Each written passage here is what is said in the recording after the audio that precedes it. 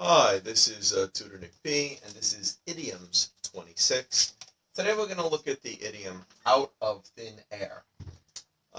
Okay, let's look at the definition first. Out of thin air. Yeah, we could use it a couple of ways. It could mean from nothing. It came from nothing. It was just created from nothing.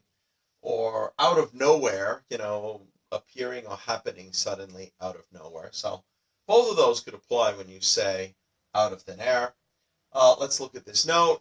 If something happens or appears out of thin air, it happens suddenly and not in a way that is expected. All right, this is another way that we might use it. So let's look at the examples we have here.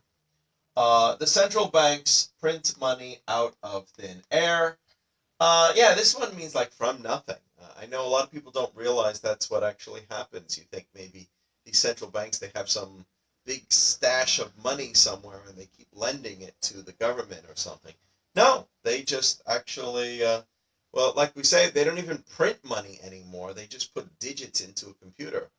If the average person, if somebody else did that, that would be considered counterfeiting or illegal, but central banks can do this. They print money out of thin air. They print it from nothing at all.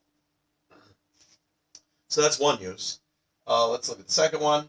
Give me some idea of what I should say. Do you expect me to make up an excuse out of thin air? Also, similar to from nothing or out of nowhere, just suddenly you expect me to think of this. You got to help me. You got to give me some ideas about what I should say.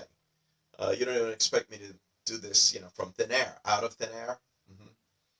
All right, let's look at number 3. I didn't see anyone in the alley, probably like a dark alley.